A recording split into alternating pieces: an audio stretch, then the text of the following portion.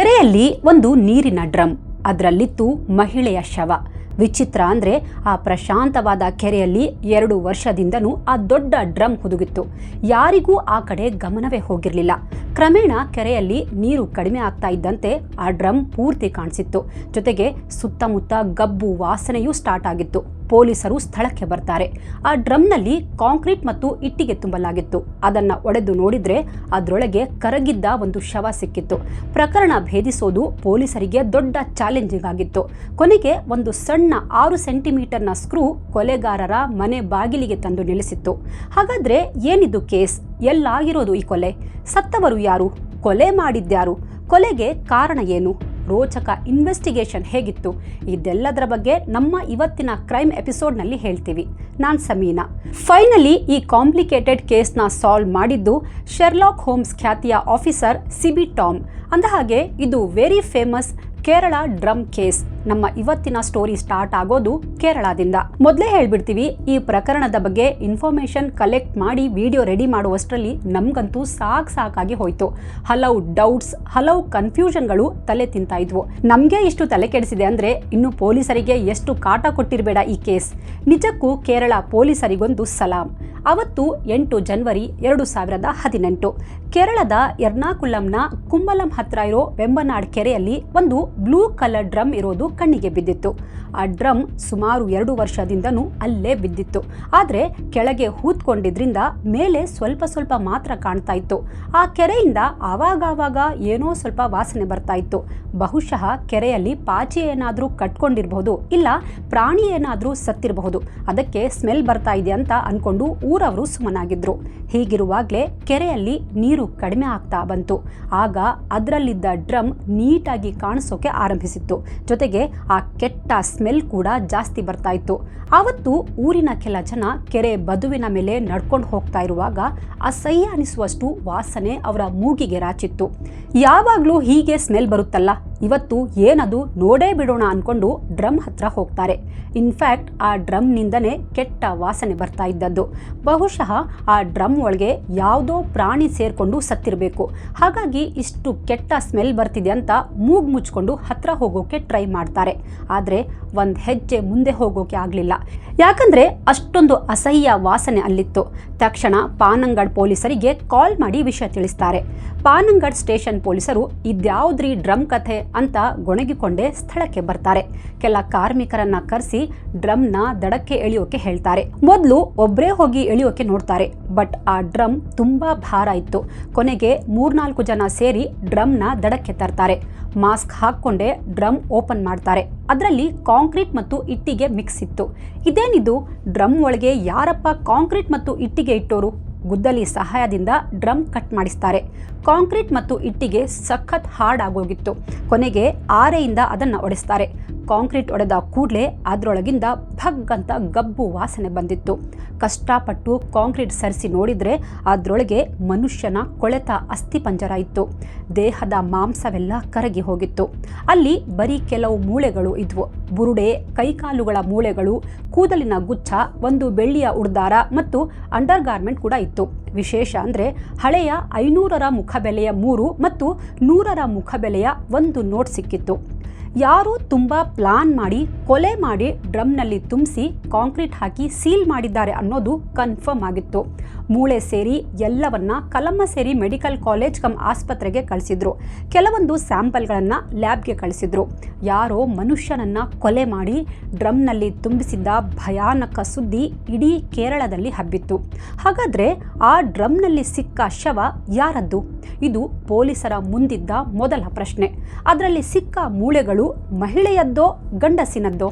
ಡ್ರಮ್ನಲ್ಲಿ ಸಿಕ್ಕ ಅಷ್ಟೂ ಮೂಳೆಗಳನ್ನು ಲ್ಯಾಬ್ನಲ್ಲಿ ರೀಅರೇಂಜ್ ಮಾಡಿ ಸ್ಟಡಿ ಆರಂಭಿಸ್ತಾರೆ. ಮೊದಲಿಗೆ ಸತ್ತ ವ್ಯಕ್ತಿಯ ಹೈಟ್ ಎಷ್ಟಿರಬಹುದು ಅಂತ ಅಂದಾಜಿಸ್ತಾರೆ. ಬುರುಡೆ, ಹಲ್ಲುಗಳನ್ನು ಕೂಡ ರೀಕನ್ಸ್ಟ್ರಕ್ಟ್ ಮಾಡ್ತಾರೆ. ಅದರಲ್ಲಿ ಸಿಕ್ಕ ಕೂದಲಿನ ಉದ್ದ ಸುಮಾರು 50 ಸೆಂಟಿಮೀಟರ್ ಇತ್ತು. ಅಲ್ಲಿಗೆ ಆ ಶವ ಒಬ್ಬ ಮಹಿಳೆಯದ್ದು ಅನ್ನೋದು ಪಕ್ಕ ಆಗಿತ್ತು.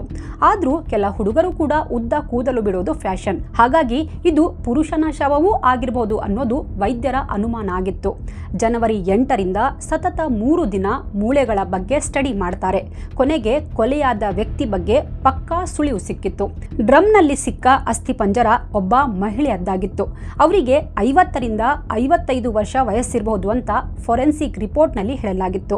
ಹಳೆ ನೋಟ್ಗಳಿವೆ ಅಂದರೆ ಈ ಕೊಲೆ ನವೆಂಬರ್ 2016ರ ಮೊದಲು ಆಗಿರಬಹುದು. ಬಹುಶಃ ಆ ನೋಟ್ಗಳು ಆಕೆಯ ಬ್ಲೌಸ್ನಲ್ಲಿ ಇದ್ದಿರಬಹುದು. ಕೊಲೆಗಾರ ಅದನ್ನ ತೆಗೆಯದೆ ಹಾಗೆ ಕಾಂಕ್ರೀಟ್ ಹಾಕಿ ಮುಚ್ಚಿರಬಹುದು ಅನ್ನೋದು ಪೊಲೀಸರ ಥಿಯರಿಯಾಗಿತ್ತು. ಆದರೆ ಡ್ರಮ್ನಲ್ಲಿ ಅಂಡರ್ ಗಾರ್ಮೆಂಟ್ ಬಿಟ್ಟರೆ ಬೇರೆ ಯಾವುದೇ ಬಟ್ಟೆ ಸಿಕ್ಕಿರಲಿಲ್ಲ. ಇಷ್ಟು ವರ್ಷದಲ್ಲಿ ದೇಹದ ಜೊತೆಗೆ ಬಟ್ಟೆ ಕೂಡ ಕರಗಿ ಹೋಗಿತ್ತಾ? ಇಲ್ಲ ಆ ಮಹಿಳೆಯನ್ನ ನಗ್ನಗೊಳಿಸಿ ಸಮಾಧಿ ಮಾಡಲಾಗಿತ್ತಾ? ಬಟ್ಟೆ ಕರಗಿರಬಹುದು ಅಂದರೆ ಈ ನೋಟ್ಗಳು ಯಾಕೆ ಕರಗಿಲ್ಲ?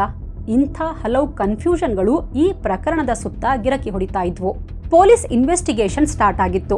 ಅಕ್ಕಪಕ್ಕದ ಸ್ಟೇಷನ್ ಲಿಮಿಟ್ನಲ್ಲಿ 2016ರಲ್ಲಿ ಯಾರಾದರೂ ಮಹಿಳೆಯರ ಮಿಸ್ಸಿಂಗ್ ರಿಪೋರ್ಟ್ ಇದೆಯಾ ಅಂತ ಚೆಕ್ ಮಾಡ್ತಾರೆ. ಆದರೆ ಯಾವ ಸ್ಟೇಷನ್ನಲ್ಲೂ ಯಾವುದೇ ಮಹಿಳೆಯ ಮಿಸ್ಸಿಂಗ್ ರಿಪೋರ್ಟ್ ಆಗಿರಲಿಲ್ಲ.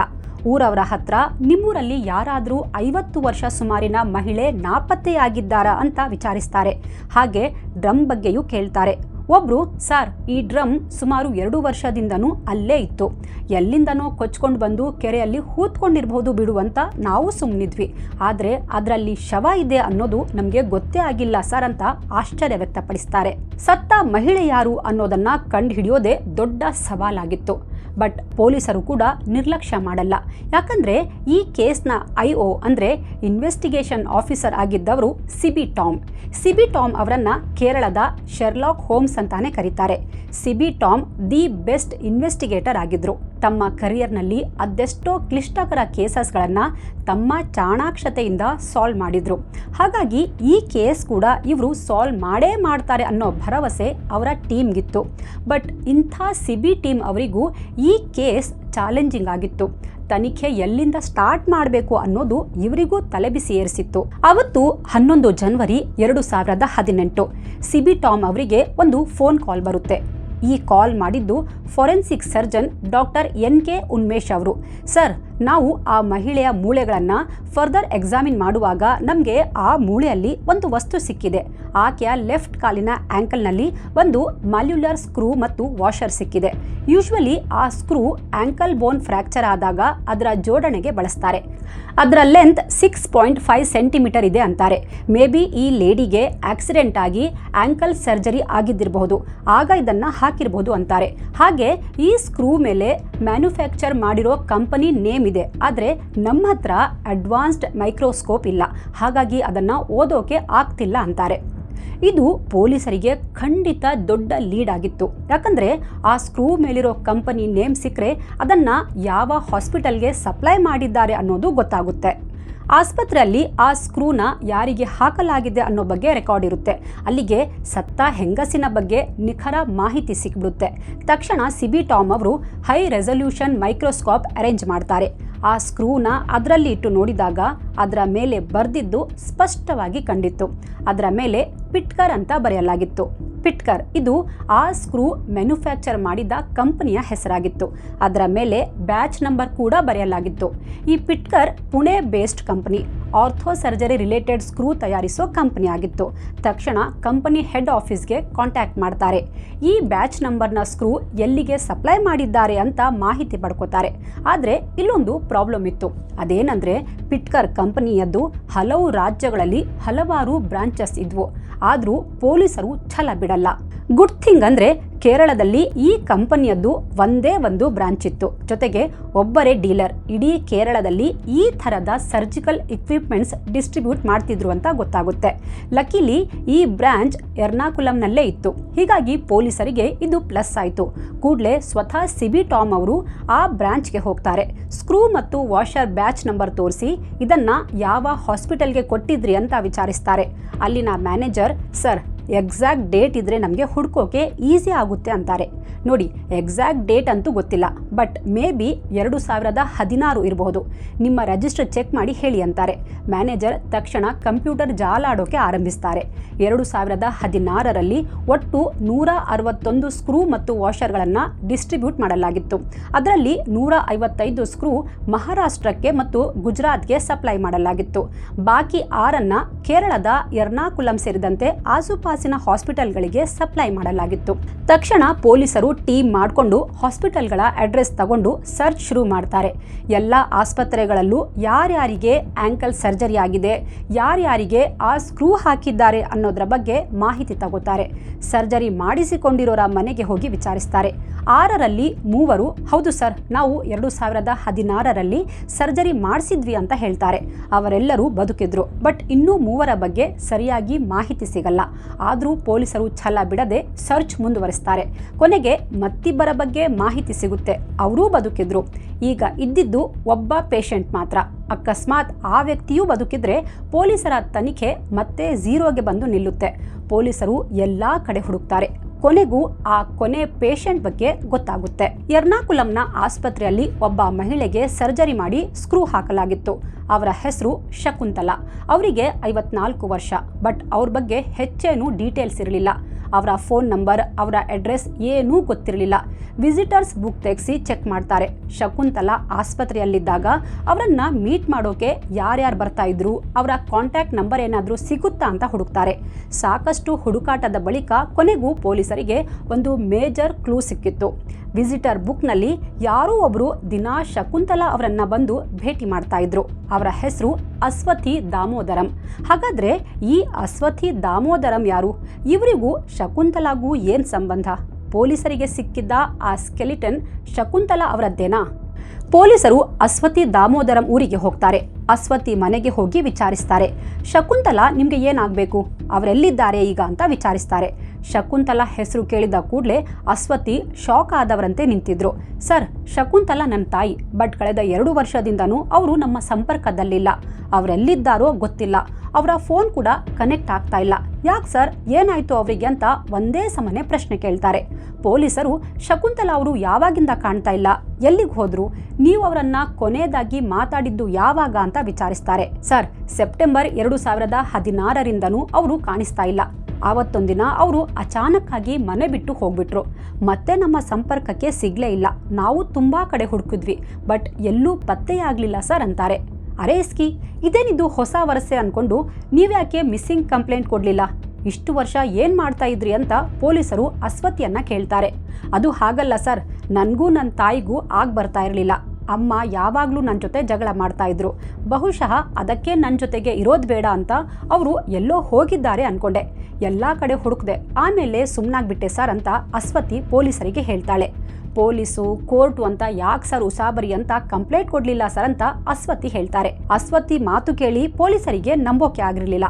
ಅಮ್ಮ ಮಗಳ ನಡುವೆ ಇಷ್ಟೊಂದು ದ್ವೇಷ ಇರೋಕೆ ಹೇಗೆ ಸಾಧ್ಯ? ವಯಸ್ಸಾಗಿರೋ ಅಮ್ಮ 2 ವರ್ಷದಿಂದ ಕಾಣ್ತಿಲ್ಲ ಅಂದ್ರೆ ಮಗಳಾದವಳು ಇಷ್ಟು ಆರಾಮಾಗಿ ಹೇಗಿರ್ತಾಳೆ ಅನ್ನೋದು ಪೊಲೀಸರ ಅನುಮಾನವಾಗಿತ್ತು. ಅಲ್ಲಿಗೆ ಶಕುಂತಲಾ ಬಗ್ಗೆ ಅಸ್ವತಿ ಏನನ್ನೋ ಮುಚ್ಚಿಡ್ತಾ ಇದ್ದಾಳೆ ಅನ್ನೋದು ಪೊಲೀಸರ ಬಲವಾದ ನಂಬಿಕೆಯಾಗಿತ್ತು. ಈಗ ಅಸ್ವತಿ ಪೊಲೀಸರ ಮೊದಲ ಸಸ್ಪೆಕ್ಟ್ ಆಗಿದ್ಲು. ಅಲ್ಲಿಗೆ ಪೊಲೀಸರಿಗೆ ಒಂದು ಹಂತದ ಜಯ ಸಿಕ್ಕಿತ್ತು. ಅವರಿಗೆ ಸಿಕ್ಕ ಆ ಕರಗಿದ ಅಸ್ಥಿಪಂಜರ ಶಕುಂತಲಾ ಅವರದ್ದು ಅನ್ನೋದು ಖಚಿತವಾಗಿತ್ತು. ಯಾವುದಕ್ಕೂ ಕನ್ಫರ್ಮ್ ಮಾಡ್ಕೊಳ್ಳೋಣ ಅಂತ ಅಸ್ವತಿಯನ್ನ ಆಸ್ಪತ್ರೆಗೆ ಕರ್ಕೊಂಡು ಹೋಗಿ DNA ಟೆಸ್ಟ್ ಮಾಡಿಸ್ತಾರೆ. ಡ್ರಮ್ನಲ್ಲಿ ಸಿಕ್ಕ ಮೂಳೆ ಮತ್ತು ಅಸ್ವತಿಯ DNA 100% ಮ್ಯಾಚ್ ಆಗಿತ್ತು. ಅಲ್ಲಿಗೆ ಆ ಶವ ಅಸ್ವತಿ ಅಮ್ಮ 54 ವರ್ಷದ ಶಕುಂತಲಾ ಅವರದ್ದೇ ಅನ್ನೋದು ಕನ್ಫರ್ಮ್ ಆಗಿತ್ತು. ಈಗಿದ್ದ ಪ್ರಶ್ನೆ ಅಂದರೆ 54 ವರ್ಷದ ಮಹಿಳೆಯನ್ನ ಅಷ್ಟು ಭೀಕರವಾಗಿ ಯಾರು ಕೊಲೆ ಮಾಡಿದ್ರು ಅನ್ನೋದು. ಶಕುಂತಲಾ ಮೇಲೆ ಯಾರಿಗಿಷ್ಟು ದ್ವೇಷ? ಆ ಬಗ್ಗೆಯೂ ಪೊಲೀಸರು ಶೀಘ್ರವೇ ಪತ್ತೆ ಮಾಡೋರಿದ್ರು. ಅಸ್ವತಿಯನ್ನ ಠಾಣೆಗೆ ಕರ್ಕೊಂಡು ಬಂದು ವಿಚಾರಣೆ ಆರಂಭಿಸ್ತಾರೆ. ಮೊದಲಿಗೆ ಅದೂ ಇದು ಅಂತ ಕಥೆ ಹೊಡಿತಾಳೆ. ಏನೂ ಬಿಡದೆ ಎಲ್ಲವನ್ನ ಮೊದಲಿಂದ ಹೇಳುವಂತ ಪೊಲೀಸರು ಆವಾಜ್ ಹಾಕಿದ್ದೇ ತಡ ಗಿಣಿ ಥರ ಪಟಪಟ ಅಂತ ತನ್ನ ಕತೆ ಆರಂಭಿಸ್ತಾಳೆ. ಸರ್, ನನ್ನ ಹೆಸರು ಅಸ್ವತಿ ದಾಮೋದರನ್. ನಾನೊಂದು ಟೇಲರಿಂಗ್ ಅಂಗಡಿಯಲ್ಲಿ ಕೆಲಸ ಮಾಡ್ತೀನಿ. ಶಕುಂತಲಾ ದಾಮೋದರನ್ ನನ್ನ ಹೆತ್ತಮ್ಮ. ನನ್ನಪ್ಪನ ಹೆಸರು ದಾಮೋದರನ್. ಅಪ್ಪ ಒಂದು ಪೊಲಿಟಿಕಲ್ ಪಾರ್ಟಿಯಲ್ಲಿ ಕಾರ್ಯಕರ್ತರಾಗಿದ್ದರು. ನಮ್ಮದು ಪರ್ಫೆಕ್ಟ್ ಫ್ಯಾಮಿಲಿ ಆಗಿತ್ತು. ಆದರೆ ಏನೋ ಗಲಾಟೆ ಆಗಿ ಅಪ್ಪನಿಗೆ ಒಂದು ಕೊಲೆ ಕೇಸಲ್ಲಿ ಜೀವಾವಧಿ ಶಿಕ್ಷೆ ಆಗ್ಬಿಡ್ತು. ಇದರಿಂದ ಮನನೊಂದು ಅಮ್ಮ ನನ್ನನ್ನು ಮತ್ತು ನನ್ನ ಅಣ್ಣ ಪ್ರಮೋದ್ನನ್ನು ಕರ್ಕೊಂಡು ಈ ಊರಿಗೆ ಬಂದ್ಬಿಟ್ರು. ಇಲ್ಲಿ ಒಂದು ಬಾಡಿಗೆ ಮನೆಯಲ್ಲಿ ಇರ್ತಾ ಇದ್ವಿ. ಹೇಗೋ ಕಷ್ಟಪಟ್ಟು ಜೀವನ ಮಾಡ್ತಾ ಇದ್ವಿ. ಆದರೆ ನಮ್ಮ ಲೈಫಲ್ಲಿ ಮತ್ತೊಂದು ಟ್ರ್ಯಾಜಿಡಿ ಆಗೋಯ್ತು. ಅಣ್ಣನಿಗೆ ಆಕ್ಸಿಡೆಂಟ್ ಆಗಿ ಅವನ ಕಾಲು ಹೋಗ್ಬಿಡ್ತು. ಅವನು ಬೆಡ್ ರಿಡನ್ ಆಗಿಬಿಟ್ಟ. ಇದರಿಂದನೇ ಡಿಪ್ರೆಷನ್ಗೆ ಹೋಗಿ ಕೊನೆಗೆ ಸೂಸೈಡ್ ಮಾಡ್ಕೊಂಡ್ಬಿಟ್ಟ ಸರ್ ಅಂತ ಅಸ್ವತಿ ಅಳೋಕೆ ಸ್ಟಾರ್ಟ್ ಮಾಡ್ತಾಳೆ. ಲೇಡಿ ಕಾನ್ಸ್ಟೇಬಲ್ ಕೊಟ್ಟ ನೀರು ಕುಡಿದು ಮತ್ತೆ ಕಥೆ ಮುಂದುವರಿಸ್ತಾಳೆ. ಸರ್, ಅಣ್ಣ ಸತ್ತೋದ್ಮೇಲೆ ನಾನು ಮತ್ತು ಅಮ್ಮ ಇಬ್ಬರೇ ಆ ಮನೆಯಲ್ಲಿ ಇದ್ವಿ. ಹೀಗಿರುವಾಗಲೇ ನನಗೆ ಒಬ್ಬ ಹುಡುಗನ ಪರಿಚಯ ಆಯಿತು. ನಾನು ಅವನನ್ನು ತುಂಬ ಪ್ರೀತಿಸ್ತಾ ಇದ್ದೆ. ಅವನ ಹೆಸರು ಸುಧಿ. ಆದರೆ ಅಮ್ಮನಿಗೆ ಸುಧಿ ಒಂಚೂರೂ ಇಷ್ಟ ಇರಲಿಲ್ಲ. ಸುಧಿ ಸಹವಾಸ ಬಿಟ್ಬಿಡು, ಅವನಿಂದ ದೂರ ಇರು ಅಂತ ಹೇಳ್ತಾ ಇದ್ರು. ಆದರೆ ನನಗೆ ಸುಧಿನ ಬಿಟ್ಟಿರೋಕ್ಕೆ ಆಗ್ತಾ ಇರಲಿಲ್ಲ. ನಾವು ಮದುವೆ ಆಗ್ತೀವಿ ಅಂತ ಹೇಳಿದ್ಕೆ ಅಮ್ಮ ದೊಡ್ಡ ರಾದ್ಧಾಂತವನ್ನೇ ಮಾಡಿದ್ರು. ಅದಕ್ಕೆ ಅವರಿಗೆ ಹೇಳ್ದೆ ನಾನು ಮತ್ತು ಸುಧಿ 2011ರಲ್ಲಿ ಓಡ್ ಹೋಗಿ ಮದುವೆ ಮಾಡ್ಕೊಂಡ್ವಿ. ತುಂಬ ವರ್ಷ ನಾನು ಮನೆಗೆ ಬರಲೇ ಇಲ್ಲ. ಅಮ್ಮ ಕೂಡ ನನ್ನ ಜೊತೆ ಸಂಬಂಧ ಮುರ್ಕೊಂಡಿದ್ರು ಅಂತಾಳೆ. ಅಲ್ಲ, ಗಂಡ ಜೈಲು ಪಾಲಾದ, ಮಗ ಸತ್ತೋದ, ಮಗಳು ಓಡ್ ಹೋದ್ಲು. ಪಾಪ, ಆ ತಾಯಿಯ ಪಾಡು ಹೇಗಾಗಿರ್ಬೇಡ ಅಲ್ವಾ? ಸರ್, ಮದುವೆ ಹೊಸದ್ರಲ್ಲಿ ಎಲ್ಲವೂ ಚೆನ್ನಾಗಿತ್ತು. ನಮಗೆ ಇಬ್ಬರು ಮುದ್ದಾದ ಮಕ್ಕಳಾದವು. ಕೆಲ ವರ್ಷಗಳ ನಂತರ ನನ್ನ ಮತ್ತು ಸುಧಿ ನಡುವೆ ಜಗಳ ಆರಂಭವಾಗಿತ್ತು. ಸಣ್ಣ ಪುಟ್ಟ ವಿಷಯಕ್ಕೂ ಕಿರಿಕಾಗ್ತಾ ಇತ್ತು. ನೋಡೋ ತನಕ ನೋಡಿ ನಾನು ಸುಧಿಯಿಂದ ಡೈವೋರ್ಸ್ ಪಡ್ಕೊಂಡೆ ಸರ್ ಅಂತಾಳೆ. ಅಮ್ಮ ಒಂಟಿಯಾಗಿ ಆ ಮನೆಯಲ್ಲೇ ಇದ್ದರು. ನಮ್ಮಮ್ಮ ತುಂಬ ಶ್ರಮಜೀವಿ, ಕಷ್ಟಪಟ್ಟು ಸಂಪಾದನೆ ಮಾಡ್ತಿದ್ರು. ಲಾಟ್ರಿ ಟಿಕೆಟ್ ಮಾರಿ ಜೀವನ ಮಾಡ್ತಾಯಿದ್ರು. ನನ್ನ ಡೈವೋರ್ಸ್ ಆದಮೇಲೆ ನಾನು ನನ್ನಿಬ್ಬರು ಮಕ್ಕಳನ್ನು ಕರ್ಕೊಂಡು ಅಮ್ಮನ ಮನೆಗೆ ಬಂದ್ಬಿಟ್ಟೆ ಸರ್. ಮೊದಲಿಗೆ ಅಮ್ಮ ಸಿಟ್ಟಲ್ಲಿದ್ದರು. ಆಮೇಲೆ ಮೊಮ್ಮಕ್ಕಳ ಮುಖ ನೋಡಿ ಅವರ ಕೋಪ ಕಡಿಮೆ ಆಗಿತ್ತು ಸರ್ ಅಂತ ಅಸ್ವತಿ ಪೊಲೀಸರಿಗೆ ಸ್ಟೇಟ್ಮೆಂಟ್ ಕೊಡ್ತಾಳೆ. ಅದು 2 ಸೆಪ್ಟೆಂಬರ್ 2016. ಅಮ್ಮ ನನ್ನ ಸ್ಕೂಟಿ ತಗೊಂಡು ಎಲ್ಲೋ ಹೋಗ್ತಾ ಇದ್ರು. ಆಗ ಒಂದು ದೊಡ್ಡ ಲಾರಿ ಅಮ್ಮನಿಗೆ ಗುದ್ದುಬಿಡ್ತು. ಆ ಆಕ್ಸಿಡೆಂಟ್ನಲ್ಲಿ ಅಮ್ಮನ ಕಾಲಿನ ಆ್ಯಂಕಲ್ ಬ್ರೇಕ್ ಆಗಿತ್ತು. ಆಸ್ಪತ್ರೆಯಲ್ಲಿ ಸರ್ಜರಿ ಮಾಡಬೇಕು ಅಂದರು. ಆ್ಯಂಕಲ್ ಸರ್ಜರಿ ಮಾಡಿ ಒಂದು ಸ್ಕ್ರೂ ಮತ್ತು ವಾಷರ್ ಹಾಕಿದ್ರು. ಆಪರೇಷನ್ ಸಕ್ಸಸ್ ಆಗಿತ್ತು. ಕೆಲವು ದಿನ ಆಸ್ಪತ್ರೆಯಲ್ಲಿದ್ದು ರಿಕವರ್ ಆದರು. ನಂತರ ಸೆಪ್ಟೆಂಬರ್ 15ಕ್ಕೆ ಡಿಸ್ಚಾರ್ಜ್ ಆಗಿ ಮನೆಗೆ ಬಂದರು. ಅಮ್ಮನನ್ನು ನಾನೇ ಚೆನ್ನಾಗಿ ನೋಡ್ಕೊಳ್ತಿದ್ದೆ ಸರ್ ಅಂತ ಕಣ್ಣೀರು ಹಾಕ್ತಾಳೆ. ಎಲ್ಲವೂ ಸರಿಯಾಗಿತ್ತು. ಕೆಲವು ತಿಂಗಳ ಬಳಿಕ ನನಗೆ ಒಬ್ಬ ವ್ಯಕ್ತಿ ಪರಿಚಯ ಆಯಿತು. ಅವನ ಹೆಸರು TM ಸಜಿತ್. ಸಜಿತ್ಗೆ ನಾನು ತುಂಬ ಹಿಡಿಸಿದ್ದೆ. ನನಗೂ ಸಜಿತ್ ಇಷ್ಟ ಆಗಿದ್ರು. ಅಮ್ಮನಿಗೆ ಹೇಳಿ ನಾವಿಬ್ಬರೂ ಮದುವೆ ಆದ್ವಿ. ಮದುವೆ ಆದಮೇಲೆ ನಾನು, ಅಮ್ಮ, ಮಕ್ಕಳು ಮತ್ತು ಗಂಡ ಎಲ್ಲರೂ ಅದೇ ಮನೆಯಲ್ಲಿದ್ವಿ. ಈಗ ನನ್ನ ಲೈಫ್ ಒಂದು ಟ್ರ್ಯಾಕ್ಗೆ ಬಂದಿತ್ತು. ಸಜಿತ್ SPCAನಲ್ಲಿ ಕೆಲಸ ಮಾಡ್ತಾಯಿದ್ರು. ಅಂದರೆ society for the prevention of cruelty to animals, ಪ್ರಾಣಿಗಳ ಮೇಲಾಗುವ ಹಿಂಸೆಯನ್ನು ತಡೆಗಟ್ಟುವ ಸಂಸ್ಥೆ. ಸಜಿತ್ ತುಂಬ ಒಳ್ಳೆ ಮನುಷ್ಯ ಸರ್ ಅಂತಾಳೆ. ಅಲ್ಲಿಗೆ ಗಂಡನೂ ಒಳ್ಳೆಯವನು, ಇವಳೂ ಒಳ್ಳೆಯವಳು. ಮತ್ತು ಶಕುಂತಲಾ ಯಾಕೆ ಮನೆ ಬಿಟ್ಟು ಹೋದರು? ಆಮೇಲೆ ಡ್ರಮ್ನಲ್ಲಿ ಹೇಗೆ ಸೇರಿದ್ರು? ಸಜಿತ್ ಈಗೆಲ್ಲಿ ಅಂತ ಪೊಲೀಸರು ಕೇಳಿದ್ರು. ಅದನ್ನು ಕೇಳಿಸಿಲ್ಲ ಅನ್ನೋ ಥರ ನಾಟಕ ಆಡ್ತಾ ತನ್ನ ಕಥೆ ಮುಂದುವರಿಸ್ತಾಳೆ. ಸರ್, ಅದು ಸೆಪ್ಟೆಂಬರ್ನಲ್ಲಿ ಸರ್ಜರಿ ಆದಮೇಲೆ ಅಮ್ಮ ಮನೆಗೆ ಬಂದು ರಿಕವರ್ ಆಗ್ತಾ ಇದ್ರು. ಇದಾಗಿ ಸ್ವಲ್ಪ ದಿನಗಳಲ್ಲೇ ಅಮ್ಮನಿಗೆ ಚಿಕನ್ ಪಾಕ್ಸ್ ಬಂದ್ಬಿಡ್ತು. ಚಿಕನ್ ಪಾಕ್ಸ್ ಎಲ್ಲಿ ನನಗೂ ಮತ್ತು ನನ್ನ ಮಕ್ಕಳಿಗೂ ಸ್ಪ್ರೆಡ್ ಆಗೋಗುತ್ತೋ ಅಂತ ಹೆದರಿ ಸಜಿತ್ ನಮ್ಮನ್ನು ಕರ್ಕೊಂಡು ಹೋಗಿ ಲಾಡ್ಜ್ನಲ್ಲಿ ರೂಮ್ ಮಾಡಿ ಇರಿಸಿದ್ದ ಸರ್. 11 ದಿನ ಮಕ್ಕಳು ಮತ್ತು ನಾನು ಲಾಡ್ಜ್ನಲ್ಲೇ ಇದ್ವಿ. ನಂತರ ಮನೆಗೆ ಬಂದಾಗ ಅಮ್ಮ ಮನೆಯಲ್ಲಿ ಇರಲಿಲ್ಲ. ಸಜಿತ್ ಹತ್ರ ಕೇಳಿದ್ಕೆ, ನೀನು ಟೆನ್ಷನ್ ತಗೋಬೇಡ, ಅಮ್ಮನನ್ನು ಸೇಫ್ ಜಾಗದಲ್ಲಿ ಇರಿಸಿದ್ದೀನಿ, ಅಲ್ಲೇ ಅವರಿಗೆ ಒಳ್ಳೆ ಟ್ರೀಟ್ಮೆಂಟ್ ಸಿಗ್ತಾ ಇದೆ ಅಂದರು. ಅಮ್ಮ ಬಹುಶಃ ದಿಲ್ಲಿಗೆ ಹೋಗಿರ್ಬೋದು ಅಂದ್ಕೊಂಡೆ. ಯಾಕಂದರೆ ಅಮ್ಮನ ಕೆಲ ಫ್ರೆಂಡ್ಸ್ ದಿಲ್ಲಿಯಲ್ಲಿ ನರ್ಸ್ ಆಗಿದ್ದಾರೆ. ಸೊ ಅಲ್ಲಿಗೆ ಕಳಿಸಿರ್ಬೋದು ಅಂತ ಸುಮ್ಮನಾದೆ ಸರ್ ಅಂತ ಹೇಳ್ತಾಳೆ. ಸರಿ, ನಿನ್ನ ಗಂಡ ಸಜಿತ್ ಎಲ್ಲಿ ಅಂತ ಕೇಳ್ತಾರೆ. ಈ ಪ್ರಶ್ನೆ ಕೇಳಿದ ಕೂಡಲೇ ಅಸ್ವತಿ ಅಳೋಕೆ ಸ್ಟಾರ್ಟ್ ಮಾಡ್ತಾಳೆ. ಮತ್ತೆ ಸಾವರಿಸಿಕೊಂಡು, ಸರ್, ನನ್ನ ಗಂಡ ಸತ್ತೋದ್ರು ಅಂತಾಳೆ. ವಾಟ್, ಯಾವಾಗ ಅಂತ ಪೊಲೀಸರು ಕೇಳ್ತಾರೆ. ಸರ್, ಜನವರಿ 9, 2018ರಲ್ಲಿ ಸಜಿತ್ ಹಾರ್ಟ್ ಅಟ್ಯಾಕ್ನಿಂದ ತೀರ್ಹೋದ್ರು ಅಂತಾಳೆ. ಪೊಲೀಸರ ಒಂದು ಟೀಮ್ ಅವಳು ಹೇಳಿದ ಆಸ್ಪತ್ರೆಗೆ ಹೋಗಿ ಚೆಕ್ ಮಾಡ್ತಾರೆ. ಹೌದು, ಸಜಿತ್ ಅನ್ನೋ ವ್ಯಕ್ತಿ ಹಾರ್ಟ್ ಅಟ್ಯಾಕ್ನಿಂದ ಸತ್ತಿರೋದು ನಿಜ ಅನ್ನೋದು ಗೊತ್ತಾಗಿತ್ತು. ಅಲ್ಲಿಗೆ ಈ ಅಸ್ವತಿ ಇದುವರೆಗೂ ಹೇಳಿದ್ದೆಲ್ಲವೂ ನಿಜ. ಬಟ್ ಅಮ್ಮನ ನಾಪತ್ತೆ ಬಗ್ಗೆ ಅವಳ ಮಾತಲ್ಲಿ ಇನ್ನೂ ಕ್ಲಾರಿಟಿ ಇರಲಿಲ್ಲ. ಅಕ್ಕಪಕ್ಕದವರು ಹೇಳೋದೇ ಬೇರೆಯಾಗಿತ್ತು. 2016ರಿಂದ ಶಕುಂತಲಾರನ್ನ ನಾವು ನೋಡೇ ಇಲ್ಲ. ಅವರ ಮನೆಯಲ್ಲಿ ಯಾವಾಗಲೂ ಗಲಾಟೆ ಆಗ್ತಾ ಇತ್ತು. ಇವರದ್ದು ವಿಚಿತ್ರ ಫ್ಯಾಮಿಲಿ. ಶಕುಂತಲಾ ಸಜಿತ್ ಜೊತೆ ಜಗಳ ಮಾಡ್ತಾ ಇದ್ರು ಅಂತ ಊರವರು ಹೇಳ್ತಾರೆ. ಅದರಲ್ಲಿ ಒಬ್ಬ, ಸರ್, ಶಕುಂತಲಾ ಲಾಟ್ರಿ ಮಾರ್ತಾ ಇದ್ರು, ಯಾರಾದರೂ ಲಾಟ್ರಿ ಆಸೆಗೆ ಅವರನ್ನು ಕೊಲೆ ಮಾಡಿರಬಹುದು ಅಂತಾನೆ. ಯಾವುದನ್ನು ನಿರ್ಲಕ್ಷ್ಯ ಮಾಡದೆ ಆ ಆ್ಯಂಗಲ್ನಲ್ಲೂ ಪೊಲೀಸರು ತನಿಖೆ ಮಾಡ್ತಾರೆ.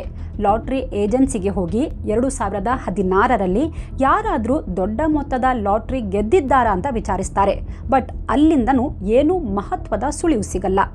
ನೆಕ್ಸ್ಟ್ ಸಿಬಿ ಟಾಮ್ ಅವರ ಟೀಮ್ ಸಜಿತ್ನ ಫೋನ್ ರೆಕಾರ್ಡ್ಸ್ ಜಾಲಾಡುತ್ತೆ. ಹೀಗಿರುವಾಗಲೇ ಸಜಿತ್ಗೆ ಒಬ್ಬ ಕ್ಲೋಸ್ ಫ್ರೆಂಡ್ ಇದ್ದ ಬಗ್ಗೆ ಮಾಹಿತಿ ಸಿಗುತ್ತೆ. ಅವನ ಹೆಸರು ಸುರೇಶ್. ಅವನೊಬ್ಬ ಆಟೋ ಡ್ರೈವರ್. ಸುರೇಶ್ನನ್ನ ಠಾಣೆಗೆ ಕರ್ಕೊಂಡು ಬರ್ತಾರೆ. ಸಜಿತ್ ಬಗ್ಗೆ ವಿಚಾರಿಸ್ತಾರೆ. ಸರ್, ನಾನು ಸಜಿತ್ ಒಳ್ಳೆ ಫ್ರೆಂಡ್ ಅಷ್ಟೇ, ಬಟ್ ಈಗ ಅವನಿಲ್ಲ, ಸತ್ತೋಗಿದ್ದಾನೆ ಅಂತಾನೆ. ಅದು ನಮಗೆ ಗೊತ್ತು, ಬಟ್ ಸಾಯೋಕ್ ಮೊದಲು ನೀವಿಬ್ರು ಸೇರ್ಕೊಂಡು ಏನು ಮಾಡಿದ್ರಿ ಹೇಳು ಅಂತ ಗದರಿ ಕೇಳ್ತಾರೆ. ಆ್ಯಕ್ಚುಲಿ ಪೊಲೀಸರು ಸುಮ್ಮನೆ ಕತ್ಲಲ್ಲಿ ಕರಡಿಗೆ ಜಾಮೂನು ತಿನ್ನಿಸೋ ಪ್ರಯತ್ನ ಮಾಡಿದ್ರು ಅಷ್ಟೇ. ಮೊದಲೇ ಖಾಕಿನ ನೋಡಿ ಬೆವ್ತು ಹೋಗಿದ್ದ ಸುರೇಶ್ ಕಥೆ ಶುರು ಮಾಡಿದ್ದ. ಸರ್, ಇದು 2 ವರ್ಷದ ಹಿಂದಿನ ಮಾತು. ಅದು ಸೆಪ್ಟೆಂಬರ್ 2016. ಒಂದಿನ ಸಜಿತ್ ನನಗೆ ಒಂದು ಡ್ರಮ್ ತಗೊಂಡ್ಬಾ ಅಂತ ಹೇಳಿದ್ದ. ಅತ್ತೆ ಮನೆಯಲ್ಲಿ ನೀರು ತುಂಬಿಸಿಡೋಕೆ ಡ್ರಮ್ ಬೇಕು ಅಂದಿದ್ದ. ಅದಕ್ಕೆ ನಾನೇ ಓಣಂ ಹೊತ್ತಿಗೆ ಒಂದು ಬ್ಲೂ ಕಲರ್ನ ದೊಡ್ಡ ಡ್ರಮ್ ತಂದುಕೊಟ್ಟೆ ಸರ್. ಆಮೇಲೆ ಅವನು ಅದನ್ನು ಏನು ಮಾಡ್ದ ನನಗೆ ಗೊತ್ತಿಲ್ಲ ಸರ್ ಅಂತಾನೆ. ನೋಡು, ನೀನು ನಮಗೆ ಸಹಕರಿಸಿದ್ರೆ ನಿನಗೆ ಏನೂ ತೊಂದರೆ ಆಗಲ್ಲ, ಇಲ್ಲ ಅಂದರೆ ಮುಂದಾಗೋ ಅನಾಹುತಕ್ಕೆ ನಾವು ಹೊಣೆ ಅಲ್ಲ ಅಂತ ಪೊಲೀಸರು ಕಾಳೆಸಿದ್ದಾರೆ. ತಕ್ಷಣ ಸರಿ ಸರ್, ನೀವೇನು ಹೇಳ್ತಿರೋ ಹಾಗೆ ಮಾಡ್ತೀನಿ ಅಂತ ಸುರೇಶ್ ಒಪ್ಕೋತಾನೆ.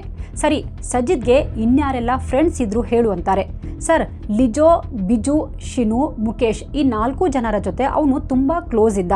ಅವರನ್ನು ವಿಚಾರಿಸಿದರೆ ಏನಾದರೂ ಇನ್ಫಾರ್ಮೇಷನ್ ಸಿಗಬಹುದು ಅಂತಾನೆ. ಅವನ ಮಾತು ಆಧರಿಸಿ ತಕ್ಷಣ ಆ 4 ಜನರನ್ನು ಠಾಣೆಗೆ ಎತ್ತಾಕೊಂಡು ಬರ್ತಾರೆ. ಸಜಿತ್ ಬಗ್ಗೆ ಏನೆಲ್ಲ ಗೊತ್ತು ಎಲ್ಲ ಹೇಳಿ ಅಂತಾರೆ. ಹೆಚ್ಚು ನಾಟಕ ಆಡದೆ ಒಬ್ಬೊಬ್ಬರಾಗಿ ಮಾತು ಸ್ಟಾರ್ಟ್ ಮಾಡ್ತಾರೆ. ಮೊದಲಿಗೆ ಮುಖೇಶ್ ಮಾತಾಡ್ತಾನೆ.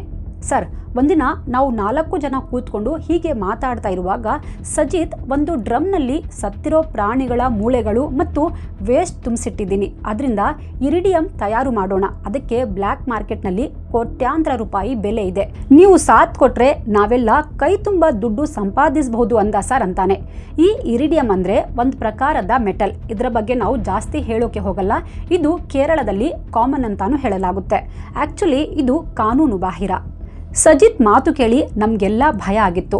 ಇದೆಲ್ಲ ಇಲ್ಲೀಗಲ್ ಅಲ್ವಾ, ಸಿಕ್ಕಾಕೊಂಡ್ರೆ ಜೈಲು ಹೋಗಬೇಕಾಗುತ್ತೆ, ಬೇಡ ಅಂದ್ವಿ. ಆದರೆ ಸಜಿತ್ ಕೇಳಲೇ ಇಲ್ಲ. ನನ್ನ ಫ್ರೆಂಡ್ಶಿಪ್ಗೋಸ್ಕರ ಅಷ್ಟು ಮಾಡಲ್ವಂತ ಸೆಂಟಿಮೆಂಟ್ ಡೈಲಾಗ್ ಹೊಡೆದ. ಅದಕ್ಕೆ ನಾವು ಅವನಿಗೆ ಸಾಥ್ ಕೊಟ್ವಿ ಸರ್ ಅಂತ ಹೇಳ್ತಾರೆ.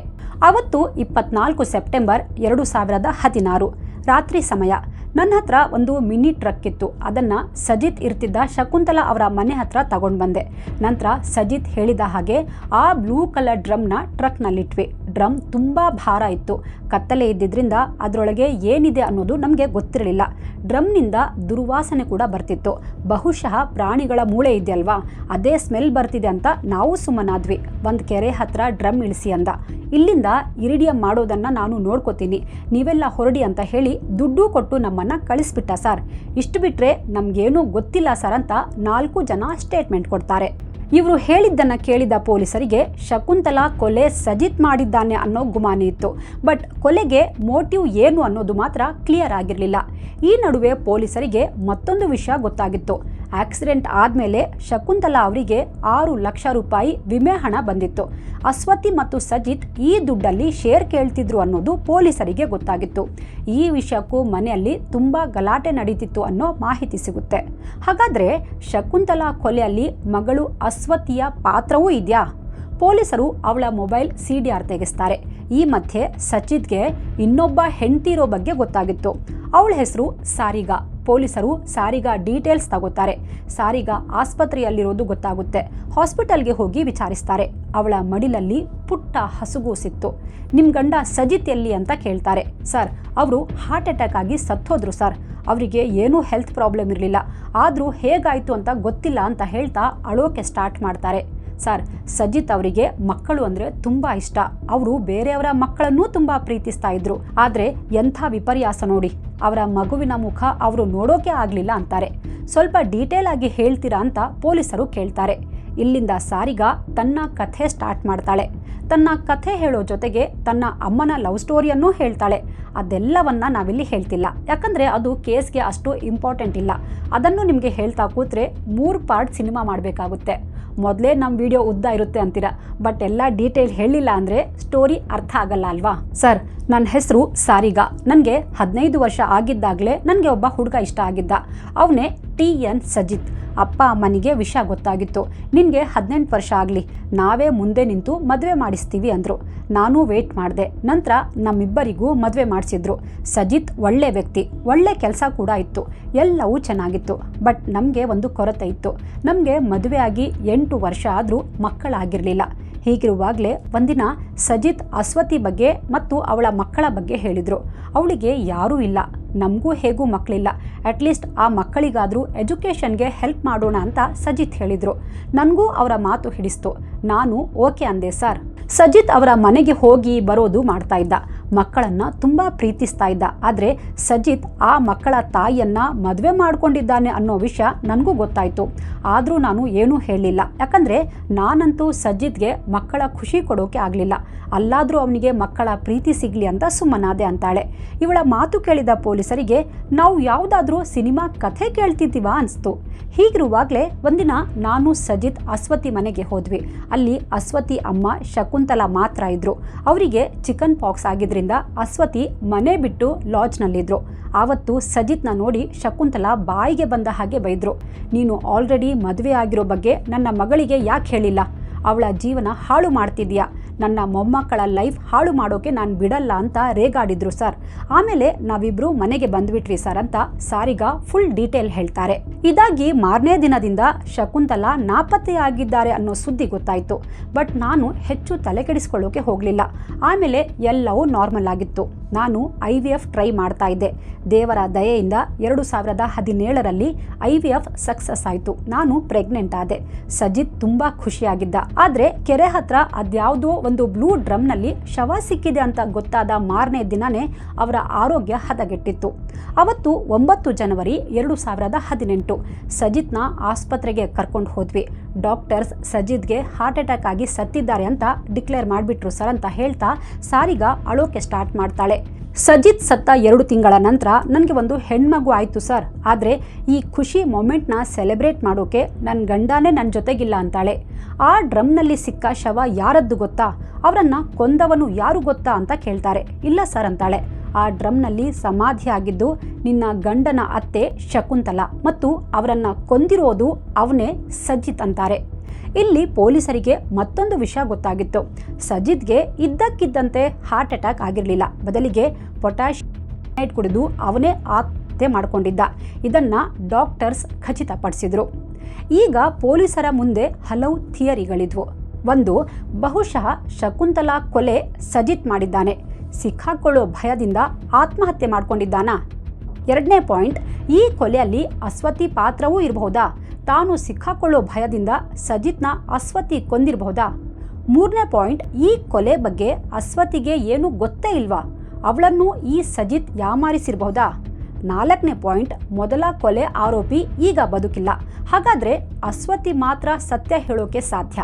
ಸದ್ಯಕ್ಕೆ ಈ 4 ಆಯಾಮಗಳು ಮಾತ್ರ ಪೊಲೀಸರ ಮುಂದೆ ಇದ್ವು. ಹೀಗಾಗಿ ಅಸ್ವತಿಗೆ ಲೈ ಡಿಟೆಕ್ಷನ್ ಟೆಸ್ಟ್, ಪಾಲಿಗ್ರಾಫ್ ಟೆಸ್ಟ್ ಮಾಡಿಸಬೇಕು ಅಂತ ಕೋರ್ಟಲ್ಲಿ ಪರ್ಮಿಷನ್ ಕೇಳ್ತಾರೆ. ಅಸ್ವತಿ ಮೊದಲು ಟೆಸ್ಟ್ಗೆ ಒಪ್ಕೋತಾಳೆ. ಆದರೆ ನಾನೀಗ ರೆಡಿ ಇಲ್ಲ, ಮಾಡಿಸಲ್ಲ ಅಂತ ಹೇಳಿ ಯೂಟರ್ನ್ ಹೊಡೆದ್ಬಿಡ್ತಾಳೆ. ಅಸ್ವತಿಯ CDR ಲಿಸ್ಟ್ ಮತ್ತೊಮ್ಮೆ ಜಾಲಾಡ್ತಾರೆ. ಅಸ್ವತಿ ಹಲವು ಜನರ ಜೊತೆ ಮಾತಾಡಿರೋ ಬಗ್ಗೆ ಗೊತ್ತಾಗುತ್ತೆ. ಬಟ್ ಅದು ಯಾವುದು ಕೇಸ್ಗೆ ಮೇಜರ್ ಬ್ರೇಕ್ ಥ್ರೂ ಕೊಡಲ್ಲ. ಅಲ್ಲದೆ ಶಕುಂತಲಾ ಸಾವಿನ ನಂತರವೂ ಅವರ ಅಕೌಂಟ್ನಿಂದ 6 ಲಕ್ಷ ರೂಪಾಯಿ ಡ್ರಾ ಮಾಡಲಾಗಿತ್ತು. ಶಕುಂತಲಾ ಅಕೌಂಟ್ 0 ಆಗಿತ್ತು. ಬಹುಶಃ ಈ ದುಡ್ಡಿಗಾಗಿ ಕೊಲೆಯಾಗಿರಬಹುದಾ? Don't know. ವಿಚಿತ್ರ ಅಂದರೆ ನನಗೂ ದುಡ್ಡಿಗೂ ಯಾವುದೇ ಸಂಬಂಧ ಇಲ್ಲ, ಈ ಕೊಲೆಯಲ್ಲಿ ನನ್ನದೇನು ಪಾತ್ರ ಇಲ್ಲ ಅಂತ ಅಸ್ವತಿ ಹೇಳಿದ್ಲು. ಅವಳ ವಿರುದ್ಧ ಪೊಲೀಸರಿಗೆ ಯಾವುದೇ ಸಾಕ್ಷ್ಯ ಸಿಗಲ್ಲ. ಹೀಗಾಗಿ ಅವಳನ್ನು ಅರೆಸ್ಟ್ ಮಾಡೋಕ್ಕಾಗಲ್ಲ. ಫೈನಲಿ ಪೊಲೀಸರು ಚಾರ್ಜ್ ಶೀಟ್ ರೆಡಿ ಮಾಡ್ತಾರೆ. ಸಜಿತ್ಗೆ ಆಲ್ರೆಡಿ ಮದುವೆ ಆಗಿತ್ತು. ಆದರೆ ಈ ವಿಷಯ ಮುಚ್ಚಿಟ್ಟು ಅವನು ಅಸ್ವತಿ ಜೊತೆಗೆ ಮದುವೆ ಆಗಿದ್ದ. ಈ ವಿಷಯ ಶಕುಂತಲಾಗೆ ಗೊತ್ತಾಗೋಗಿತ್ತು. ಸಜಿತ್ ಬಗ್ಗೆ ಶಕುಂತಲಾಗೆ ಒಳ್ಳೆ ಭಾವನೆ ಇರಲಿಲ್ಲ. ನೀನು ನನ್ನ ಮಗಳ ಮತ್ತು ಮೊಮ್ಮಕ್ಕಳ ಜೀವನದಿಂದ ಹೊರಟು ಹೋಗುವಂತ ಯಾವಾಗಲೂ ಜಗಳ ಆಡ್ತಿದ್ರು. ಎಲ್ಲಿ ಇದೆಲ್ಲ ವಿಷಯ ಅಸ್ವತಿಗೆ ಹೇಳಿ ಮಕ್ಕಳಿಂದ ನನ್ನನ್ನು ದೂರ ಮಾಡಿಬಿಡ್ತಾಳೆ, ಸಮಾಜದಲ್ಲಿ ನನ್ಗಿರೋ ರೆಪ್ಯುಟೇಷನ್ ಹಾಳಾಗುತ್ತೆ ಅಂತ ಯೋಚಿಸಿ ಸಜಿತ್ ಶಕುಂತಲಾ ಅವರ ಕೊಲೆ ಮಾಡಿದ್ದಾನೆ ಮತ್ತು ಅವನೇ ದೇಹವನ್ನು ಡ್ರಮ್ಗೆ ಹಾಕಿ ಅದರೊಳಗೆ ಕಾಂಕ್ರೀಟ್ ಮತ್ತು ಇಟ್ಟಿಗೆ ಹಾಕಿ ಸೀಲ್ ಮಾಡಿ ಅದನ್ನು ಎಸ್ತಿದ್ದಾನೆ. ಯಾವಾಗ ಡ್ರಮ್ ಪೊಲೀಸರಿಗೆ ಸಿಕ್ತೋ, ಈ ಬಗ್ಗೆ ಮೀಡಿಯಾದಲ್ಲೆಲ್ಲ ಸುದ್ದಿ ಆಯ್ತೋ, ಇನ್ನು ನಾನು ಸಿಕ್ಕಾಕೊಳ್ತೀನಿ ಅನ್ನೋದು ಸಜಿತ್ಗೆ ಗೊತ್ತಾಗಿದೆ. ಆ ಭಯದಿಂದನೇ ಆತ್ಮಹತ್ಯೆ ಮಾಡಿಕೊಂಡಿದ್ದಾನೆ. ಮೇನ್ ಕೊಲೆ ಆರೋಪಿ ಸತ್ತೋಗಿದ್ದಾನೆ. ಅಸ್ವತಿ ಕೂಡ ಈ ಕೊಲೆಯಲ್ಲಿ ಭಾಗಿಯಾಗಿರೋ ಬಗ್ಗೆ ಸಂಶಯ ಇದೆ. ಆದರೆ ಮಗಳ ವಿರುದ್ಧ ಯಾವುದೇ ಸಾಕ್ಷ್ಯಗಳು ಇಲ್ಲ ಅಂತ ಚಾರ್ಜ್ ಶೀಟ್ ಸಿದ್ಧಪಡಿಸ್ತಾರೆ. ಅಲ್ಲಿಗೆ 14 ಮಾರ್ಚ್ 2018ಕ್ಕೆ ಪೊಲೀಸರು ಫೈಲ್ ಕ್ಲೋಸ್ ಮಾಡ್ತಾರೆ. ಈ ಸ್ಟೋರಿ ಮಾಡೋಕೆ ನಮಗೆ ತುಂಬ ದಿನ ಹಿಡಿತು. ಹಲವು ಗೊಂದಲಗಳಿದ್ವು. ಹಲವು ಆರ್ಟಿಕಲ್ಸ್ ರೆಫರ್ ಮಾಡಿ ಈ ಎಪಿಸೋಡ್ ರೆಡಿ ಮಾಡಿದ್ದೀವಿ. ಇನ್ನೂ ಏನಾದರೂ ಇನ್ಫಾರ್ಮೇಷನ್ ಮಿಸ್ ಆಗಿದ್ರೆ, ನಿಮಗೆ ಈ ಬಗ್ಗೆ ಗೊತ್ತಿದ್ರೆ ಕಾಮೆಂಟ್ ಬಾಕ್ಸ್ನಲ್ಲಿ ಬರೆದು ತಿಳಿಸಿ. ಈ ಕ್ರೈಮ್ ಸ್ಟೋರಿ ನಮಗೆ ಇಷ್ಟು ತಲೆ ಕೆಡಿಸಿದೆ ಅಂದಮೇಲೆ ಇನ್ನು ಪೊಲೀಸರಿಗೆ ಇನ್ನಷ್ಟು ತಲೆ ಬಿಸಿ ಮಾಡಿರಬೇಡ.